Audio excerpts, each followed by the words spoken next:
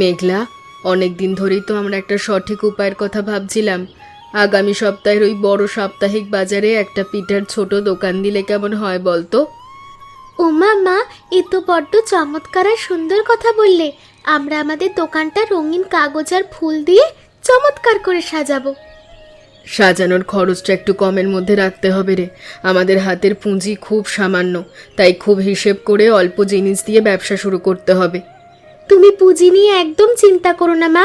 আমি আর কুসুম দিদি মিলে ঘরের পুরনো কাপড়ের টুকরো দিয়ে চমৎকার তোরণ বানিয়ে টেবিলের চারপাশটা সুন্দর করে দেব। পিঠা তৈরির জন্য ভালো ভালো চালের গুঁড়ো আর খাঁটি নলেন গুড় আমি নিজেই গৌরী কাকিমার ঘর থেকে বড্ড সযত্নে মেপে আনবো। হ্যাঁ মা, কাকিমা তো পিঠা বানানোর কাজে বড্ড বেশি দক্ষ। ওনার কাছ থেকে নতুন নতুন চমৎকার নাস্তার নিয়মগুলো আমরা আজ রাতেই একজোট হয়ে মন দিয়ে শিখে নেব। এই নতুন বাজারে দোকান দেওয়া আমাদের জীবনের এক মস্ত বড় অভিজ্ঞতা তৈরি করার চেষ্টা। তুই আর আমি একসাথে থাকলে যে কোনো কঠিন কাজই সহজ হবে। আমরা দুজনে মিলে এই নতুন দোকানটাকে পুরো বাজারের মধ্যে এক চমৎকার সেরা জায়গা বানিয়ে ছাড়বো মা। চলো এবার ঝুড়িগুলো ঘরের ভেতরের দিকে তাকে বড্ড জলদি তুলে রাখি।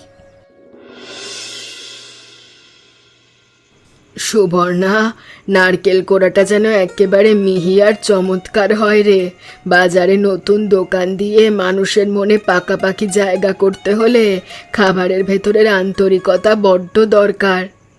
হ্যাঁ কাকিমা, আপনি বড্ড খাঁটি কথা বলেছেন। শুধু নামি দামি জিনিস তো নয়, আমাদের হাতের রান্না পরিষ্কার পরিচ্ছন্ন রূপটাই যেন মানুষের নজর কাড়ে। শোন, তুই এক কাজ করিস, পাটিসাপটা আর চিতই পিঠার সাথে কিছু ভাপা পিঠাও করিস। শীতের এই নতুন আমেজে মানুষ ওটা খুব পছন্দ করবে। কিন্তু কাকিমা, ভাপা পিঠে তো বড্ড জলদি ঠান্ডা হয়ে শক্ত হয়ে যায়। হাটের ওই খোলা বাতাসে খাবারগুলো দীর্ঘ সময় চমৎকার আর নরম রাখার আর কোনো সহজ উপায় আছে কি? আলবাত আছে সুবর্ণা। তুই একটা বড় পেতলের ডেকচি গরম পানির ওপর বসিয়ে তার মুখে চটের ভেজা কাপড় জড়িয়ে রাখিস। দেখবি পিঠে একেবারে তুলতুলে থাকবে। ওমা, এ তো বড্ড চমৎকার আর নতুন রান্নার নিয়ম শিখিয়ে দিলেন কাকিমা। আমার মনের ভেতরে সব সংশয় একেবারে দূর হয়ে গেল।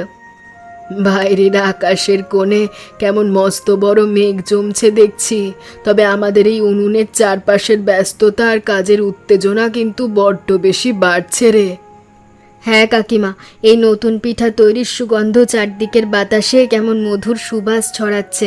চলেন এবার পুরগুলো ছোট ছোট গোল চাকা করে আমরা জলদি থালায়